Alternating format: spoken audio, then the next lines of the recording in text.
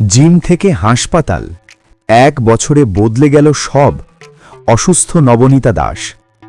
টেলিপাড়ায় ফের দুঃসংবাদ। হঠাৎ করেই হাসপাতালে ভর্তি হলেন অভিনেত্রী নবনীতা দাস। সম্প্রতি ইনস্টাগ্রাম স্টোরিতে হাসপাতালের বেড থেকে একটি ছবি শেয়ার করেছেন তিনি। ছবিতে দেখা যাচ্ছে হাসপাতালের বিছানায় শুয়ে রয়েছেন নবনীতা, মুখে ক্লান্তি, চোখে এক অজানা কষ্ট।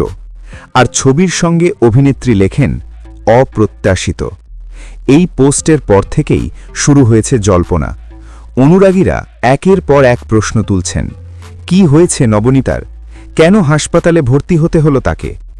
অভিনেত্রী আরও 2টি ছবি শেয়ার করেন।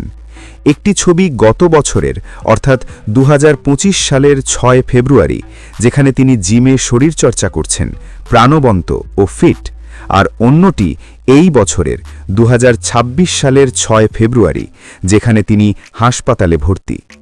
1 বছরের ব্যবধানে এমন পরিবর্তন দেখে অনেকে স্তব্ধ। যদিও অসুস্থতার প্রকৃত কারণ এখনও জানা যায়নি, তবে টলিপাড়ার অন্দরমহলে কানাঘুষো অভিনেত্রী দীর্ঘদিন ধরেই মানসিক চাপ এবং একাকিত্বে ভুগছিলেন। শোনা যাচ্ছে, জিতুর সঙ্গে বিচ্ছেদের পর নবনীতার জীবন মানসিকভাবে ভেঙে পড়ে। একাকিত্ব আর মানসিক অস্থিরতাই নাকি ধীরে ধীরে তাকে অসুস্থ করে তুলেছে। এখন দর্শকদের একটাই আশা, নবনীতা যেন দ্রুত সুস্থ হয়ে আবার নতুনভাবে ঘুরে দাঁড়ান।